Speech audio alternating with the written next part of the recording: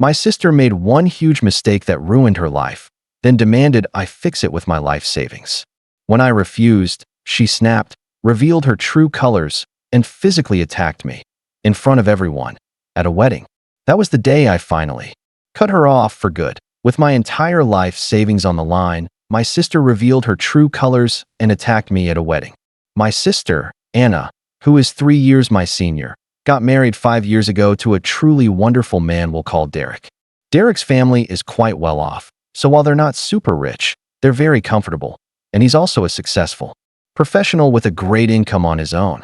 My sister, on the other hand, never really focused on building a career, having worked various part-time jobs before meeting Derek, but she never accumulated any real savings or had solid long-term plans.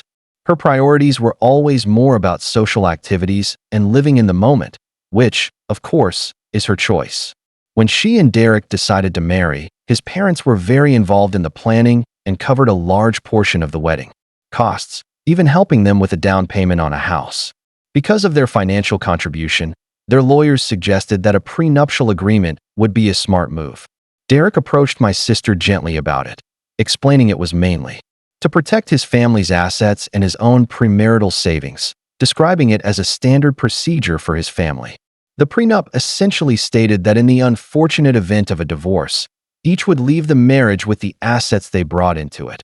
Any wealth accumulated together during the marriage would be split, but his inheritance and pre-existing family wealth were off limits. The agreement also included a very clear infidelity clause. If either party was unfaithful, the unfaithful party would not be entitled to any spousal support or any share of assets accumulated during the marriage. My sister was not at all happy about the prenup, and their discussions led to many arguments. My mom even got involved, telling my sister she found the whole idea insulting. Throughout this entire process, I chose to stay completely out of it, believing it was their relationship and their decision to make together. Ultimately, my sister signed the agreement because she wanted the big wedding and the comfortable lifestyle that came with being married to Derek, so she agreed to his family's condition. For 5 years, their life together appeared perfect in every way. They lived in a beautiful house and traveled quite a lot, and my sister never had to work because Derek was very generous and paid for everything. He bought her a nice car and ensured she had a generous allowance for whatever she wanted, making it seem like a very happy marriage to anyone who saw them. He always seemed to love her deeply and was consistently kind and respectful to our family, including me. I've always been a more quiet and reserved person, with a stable job in a technical field that I've worked very hard for. While I don't earn a massive income, I'm very careful and responsible with my money, so I've been saving aggressively for years with the goal of buying my own small apartment. This has been my primary focus in life, and my family is well aware of it, so they know I have a substantial amount of money saved up. About a month ago, this entire situation exploded in a terrible way. My sister went out with some old friends from her hometown and ended up meeting her high school ex-boyfriend at a bar. One thing led to another, and she spent the night with him. She wasn't at all discreet about her actions, and someone who knows.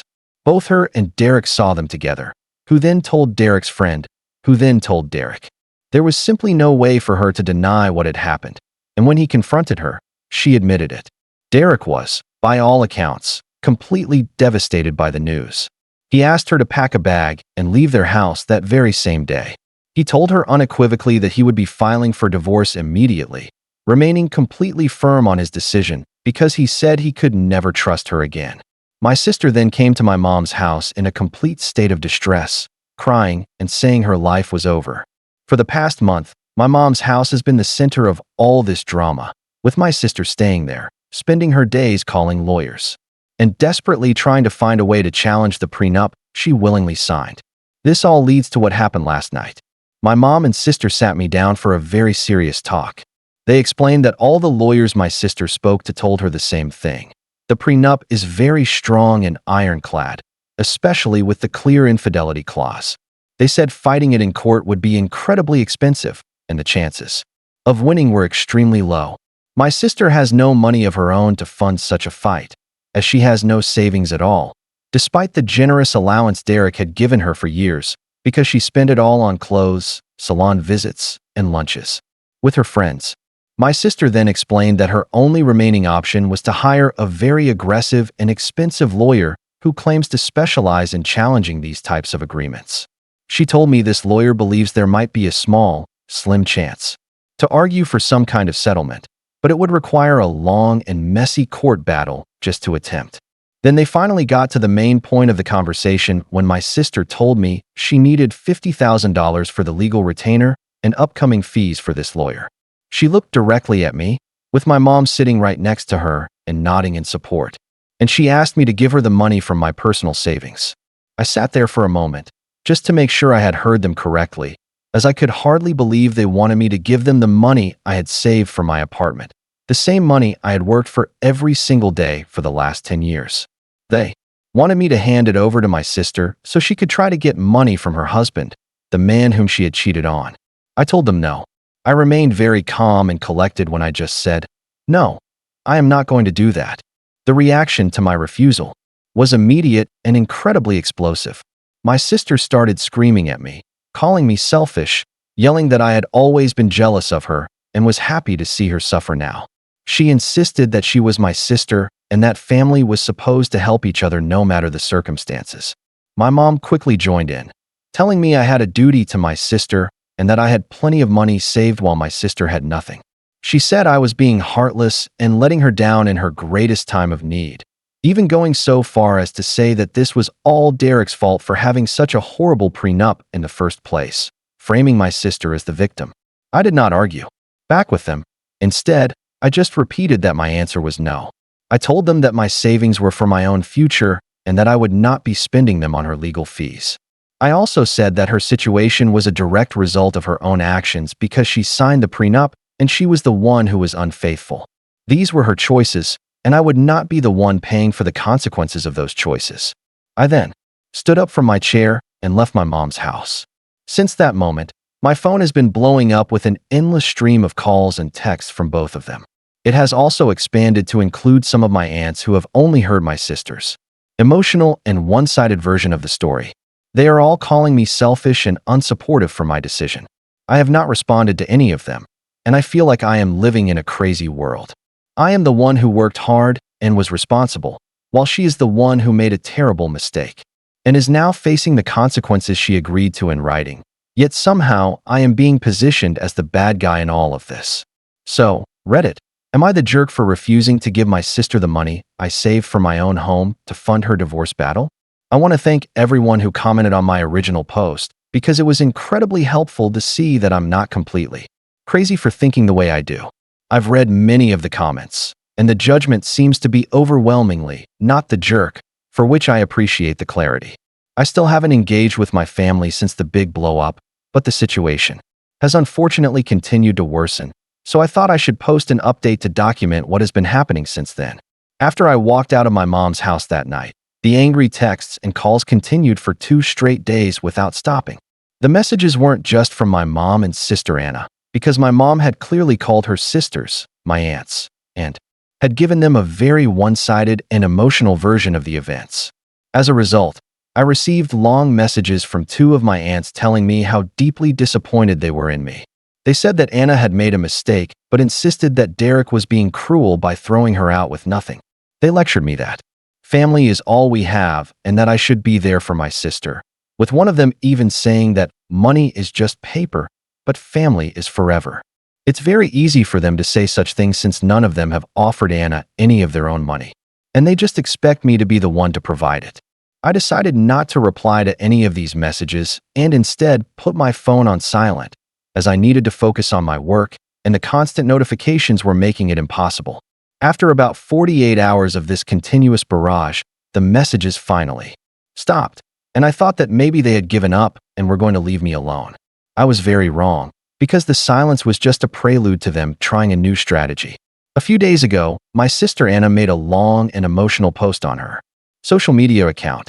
She didn't use my name directly, but it was very obvious to anyone who knows us who she was talking about. She wrote a long, sad story about how she was going through the worst time of her life, writing about being heartbroken and abandoned by those closest to her. Then she added a specific part about how some family members who you would think would be your biggest supporters can turn out to be the most selfish people of all. She continued by writing about how some people hoard their money and would rather watch their own family drown than offer a helping hand. And she ended it with a vague sentence about how you really learn who your real family is during hard times. Many of her friends, who don't know the full story, left comments full of support for her, writing things about how she was so strong and how terrible it was that she was being treated this way. Some of our shared acquaintances who follow. Both of us have been looking at me strangely lately, and I know it's because they saw the post. My sister has always been very good at playing the victim, which is a skill she has been honing our whole lives. When we were kids, if she broke something, she would cry so convincingly that my parents would end up blaming me for upsetting her, and this feels like the adult version of that same behavior. The social media post was annoying, but I knew I could ignore it. What happened next, however, was much harder to ignore. Last night, my mother showed up at my apartment building unannounced.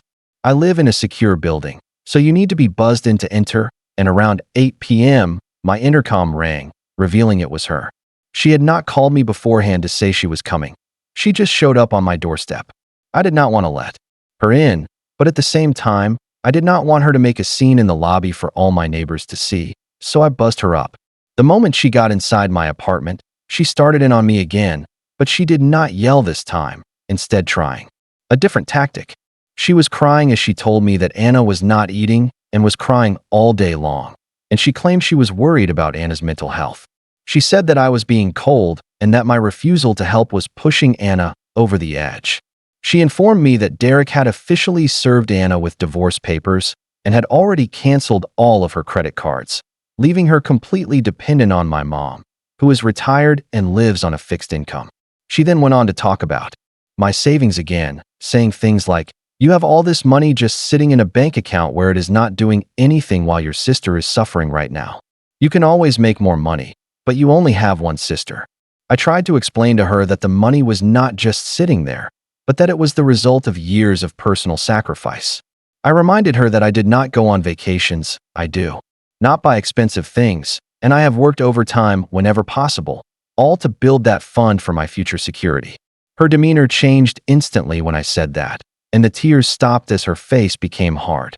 She told me that our father, who passed away 10 years ago, would be ashamed of me for my selfishness, saying he always valued family above everything else. She then accused me of thinking I was better than them simply because I had a better job and had saved my money, and she said that I was looking down on my sister. The conversation just went in circles from there, but I stood my ground and told her my decision was final. Eventually, she got very angry again and started pointing at things in my small apartment, like my television and my laptop, suggesting that I could sell those things if I really wanted to help. The entitlement she displayed was truly shocking, as she genuinely believes that my personal assets are a family resource pool that she and my sister should have free access to. I finally had enough of the circular argument and told her that I was done with the conversation and that she needed to leave my home. She flatly refused, sitting on my couch and stating she would not leave until I agreed to help my sister. I then told her that if she did not leave, I would have no choice but to call building security. That was when she finally stood up. She walked over to me, and for a moment, I honestly thought she might get physical. Instead, she just got very close to my face and told me that I would regret this, whispering that when I am old and alone with my money, I would remember this moment and realize what I had thrown away. Then she turned around and left, slamming the door hard behind her. I have now blocked my mom's and my sister's phone numbers, and I also blocked my aunts who were messaging me. I know this is a big step to take, but I feel like I have no other choice because they will not respect my boundaries, and the pressure is not going to stop. I am worried about what they will try next, as the social media post and my mom showing up at my apartment feel like a significant escalation. I feel like this is just the beginning of a longer fight, and while I am not changing my mind about the money, I am starting to realize that my relationship with my mom and sister might be permanently broken because of this. It has now been a few weeks since my last update, and I thought that blocking their numbers and having that final confrontation with my mother would be the end of the harassment. I was very naive to think that, because the situation has since escalated in ways I did not expect, and it has now directly impacted my professional life. After I blocked their numbers, I had about a week of wonderful peace, a quiet time where I could go to work, come home, and focus on my own life. I started to feel like I could finally move on from this whole mess. But then the emails started. They must have realized their phone numbers were blocked, so they simply moved to a different form of communication to get to me. The first email was from my sister Anna, and it was a long and rambling message that was a strange mix of accusations and begging. She wrote that Derek's lawyer had sent her own lawyer a letter which officially stated their intention to enforce the prenup to its fullest extent, meaning she would be getting absolutely nothing. The letter also made it clear that they had definitive proof of her infidelity, so there was no point in even trying to fight that fact. Her email went on to say that her lawyer was now dropping her as a client because she could not pay the initial retainer fee, and she was clearly panicking. She accused me again of abandoning her and said that I was siding with Derek against her. She wrote that I had no idea what it was like to have your whole life pulled out from under you, conveniently forgetting to mention that she was the one who pulled the pin on the grenade. The email ended with another forceful demand for the $50,000, which she called her last chance to get any kind of justice. I did not reply to the email, and instead, I created a filter to send any future emails from her, my mom, or my aunts directly to a separate folder that I do not check. A few days after that email, I was at work around 11 a.m. I was in the middle of a meeting with my team when one of the receptionists came over and quietly told me that I had a visitor waiting in the lobby. I was not expecting anyone, so I was confused, and when I got to the lobby, I was completely shocked to see my mother sitting there. I had never told my mother the exact name of my current company, but I suppose she figured it out somehow. I walked over and asked her what she was doing here, making sure to keep my voice low because the receptionist was right there at the desk. My mom stood up and began talking in a loud, dramatic voice for everyone to hear, saying that she was here because her daughter was in a terrible crisis and her other daughter was refusing to help. She claimed that she did not know what else to do and that she was feeling desperate. My face was burning with humiliation as a few of my colleagues who were walking by slowed down to look at the unfolding scene. I tried to lead her out of the lobby, but she pulled her arm away from me and started crying loudly. She told me that Anna was going to be homeless soon and that I was sitting here in my fancy office pretending like my family did not even exist. I told her that this was completely inappropriate and that she needed to leave immediately, but she just turned to the receptionist and said, "Can you believe it? Her own sister is suffering, and she won't even help. What kind of person does that?" I was absolutely mortified, so I walked her to the door and essentially had to push her out of the building. She stood on the sidewalk just outside the glass doors and stared at me with a look of pure anger. I went back to my meeting and tried to pretend like nothing had happened, but it was impossible. My boss came over to my desk later in the day to ask if everything was okay, and while he was very professional about it, it was clear that the incident had caused a significant disruption. I just told him it was a private family matter and assured him that it would not happen again. That evening, I was so angry that I could barely think straight, because showing up at my job was a line I never thought even she would cross. It was such a clear and manipulative attempt to use public shame to get what she wanted. The next day, things managed to get even worse when Anna somehow found my work email address. She sent a new email, not just to me, but she also copied in my boss, whose email is listed on the company website, as well as the general HR email address for the company. The email she sent was a complete and utter fabrication of the truth, in which she wrote that I was withholding family funds that were supposed to be shared between us after our father passed away. She claimed that I was financially abusing my position as the supposed executive of his will, which is not true, as I am not and never was the executive of anything, and was leaving her destitute. To make her story more convincing, she attached a copy of the divorce filing from Derek's lawyer to prove her desperate situation, painting me as a cold, calculating thief who was stealing from her own sister. This created a massive problem for me at work, and my boss called me into his office immediately with a representative from HR, and they had her email printed out on the table. They were very serious as they told me that these were very grave accusations and that the company had to take them seriously for legal reasons. I had to explain the entire miserable situation to them. I had to show them the text messages and the previous emails from Anna and my mom to prove the long pattern of harassment and to show that the story in her email was completely false. I had to explain that there were no family funds and that the money was my personal savings from my own salary. My boss and the HR representative were understanding in the end, as they could see from the evidence that I was the one being harassed. However, they told me very sternly that I had to make sure this family drama did not spill over into the workplace again. They documented the incident, and while they assured me it would not affect my job, it is now a part of my permanent employee record.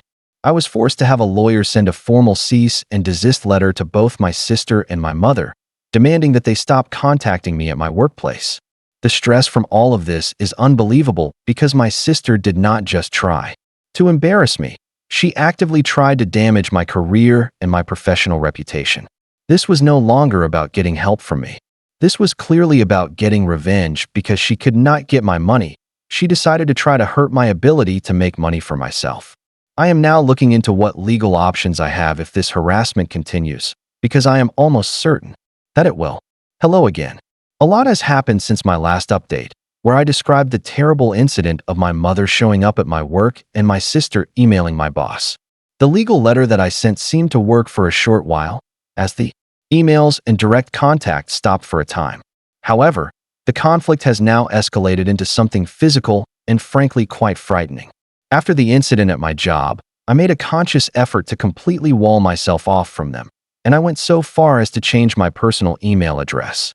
I also tightened my social media privacy settings to the maximum level possible, and while it felt like I was living in a fortress, it seemed necessary for my own peace of mind. I focused on my work and on my plan to buy an apartment, and I actually put in an offer on a small place, which was accepted. For the first time in months, I felt a real sense of forward momentum in my own life. That sense of peace was completely shattered last weekend when we had a cousin who was getting married. I was very hesitant to go to the wedding because I knew my mother and sister would be there, but the cousin getting married is someone I have always been close to, and I did not want to miss her wedding because of their drama. I thought that we could, as adults, at least be civil in a public setting for a few hours for the sake of our cousin. But this turned out to be a significant miscalculation on my part. I arrived at the reception hall and did my best to keep a low profile, finding a table with some of my friends where I tried to just blend in. I saw my mother and Anna across the room, and I could feel them watching me. For about an hour, nothing happened, and they stayed on their side of the room while I stayed on mine, so I started to relax a little bit. Then, during a quieter moment, when the band was on a break, Anna started walking deliberately towards my table. She was holding a glass of red wine, and her face was set in a hard, angry expression as she approached. My friends at the table all tensed up as they know parts of the story of what has been happening. Anna stopped right in front of me and did not say anything at first. She just stared at me with an intense look. Then she started talking. She said that she had seen on social media that I was buying an apartment, which a mutual friend must have mentioned. She then said that it must be nice to be buying a home while she was about to be kicked out of my mom's house, because my mom can no longer afford to support her. I did not engage with her provocations and just looked at her, telling her that this was not the time or the place for this conversation. Her eyes narrowed at my response, and she said, "You have no heart. You are just like our father, cold and selfish." The mention of our father, especially in that context, was a very low blow, and it was the same line my mother had used on me before, which seems to be their go-to weapon. At that point, I stood up from my chair and told her I was leaving, as I did not want to cause a scene at my cousin's wedding. As I turned to walk away, she did something I never would have imagined in my wildest dreams. She threw her entire glass of red wine all over me. The dark liquid covered the front of my dress, which was a light color, and was instantly and completely ruined. The entire table gasped in shock, and people at nearby tables turned to look at the commotion. I was in shock for a second, but then an incredible amount of anger washed over me, and I turned back to face her. Before I could say or do anything, she lunged at me and started trying to scratch at my face, all while screaming about how I had ruined her life. It was a complete and total public meltdown in the middle of the wedding reception. My friends and a couple of my cousin's groomsmen jumped up and managed to pull her off of me while she was still screaming and struggling against them. My mother then rushed over, but she did not come to control her daughter. She came to defend her actions. She immediately started yelling at me, asking me what I had said to set Anna off, trying to blame me for being physically attacked by her. The scene devolved into pure chaos, and the bride, my cousin, was in tears watching her wedding get destroyed. Her new husband looked absolutely furious at the disruption. The wedding was completely ruined by their behavior. Security from the venue eventually came and escorted both Anna and my mother out of the building, and they were shouting insults the whole way. I was left standing there, covered in wine and shaking with anger. My cousin and her husband came over to apologize to me, which was absurd because it was not their fault. I told them I was fine and that I was so sorry that their special day had been ruined by my family. I left shortly after that. The next day, I had visible scratches on my arms and neck from where Anna had grabbed me, so I went to the police station. I filed a formal report for assault against her, and I provided them with the names of the witnesses from my table and the contact information for the venue security team. I am done being passive in this situation because my sister physically attacked me, and my mother enabled and defended it. This is no longer just a family disagreement about money. It has become a serious matter of my personal safety.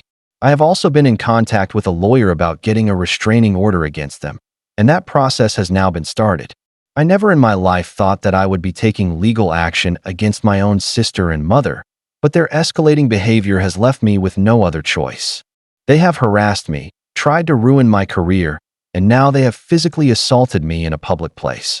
There is no coming back from this point, and any possibility of reconciliation, no matter how remote it might have seemed, is now completely gone. They have shown me who they truly are, and my priority now is to protect myself, both legally and physically. This will be my final update on this entire matter. The events of the past few months have finally reached their conclusion, although it is not a happy one by any means. I am writing this mostly for my own sense of closure and to document the final outcome for anyone who has followed this difficult story. After the assault at my cousin's wedding, I moved forward with the legal actions that I had mentioned in my last post. The police report that I filed led to official charges of assault being brought against my sister Anna, especially since there were more than enough witnesses who were willing to give statements about what they saw happen. The legal process is quite slow, but it is moving forward as it should. I was also successful in obtaining a restraining order against both Anna and my mother, which a judge granted after hearing my testimony and reviewing all the evidence I provided. This evidence included the emails they sent to my work, the documentation of my mother's visit to my office, and the official police report from the wedding assault. They are now legally required to stay away from me, my home, and my workplace, and they are not allowed to contact me directly or indirectly. It may just be a piece of paper, but it provides a clear legal boundary that has severe consequences if it is ever crossed. The closing on my apartment went through without any issues, and I now live in my own home. It is a small place, but it is mine, and more importantly, it is a quiet place of safety where no one can show up unannounced to harass me. The process of moving and setting everything up has been a welcome distraction from everything else, and it feels like the one positive thing that has come out of this entire miserable year. The aftermath in our wider family has been grim and sad to watch. My mother and Anna have become completely isolated from everyone, because after the spectacle they made at the wedding, no one is taking their side anymore. My aunts, who were so quick to message me with their disappointment at the beginning, have been completely silent. I heard through my cousin that my mom has been calling them, trying to get them to talk to me on her behalf or to lend her money, but they have all firmly refused to get involved any further. Anna's divorce from Derek is now final, and as everyone expected, the prenup was enforced fully and completely. She received none of his assets and no spousal support, and I heard she had to sell the car he had once given her just to pay for some of her initial legal consultations and her basic living expenses. My mother's financial situation is not good either, as she is on a fixed retirement income and simply cannot afford to support a second adult indefinitely. From what I have been told by my cousin, their relationship has become very strained, and they are living together in my mom's small house where the stress and resentment are constant, leading to frequent and loud arguments. Anna has apparently not made any effort to find a job, and it seems she is still waiting for a magical solution to appear out of thin air. I have not seen or spoken to either of them since the wedding, and my life is much quieter now, though. It is also lonelier. My mother and sister, for all their terrible faults, were a significant part of my life, and now that part has been completely amputated. Thank you for reading.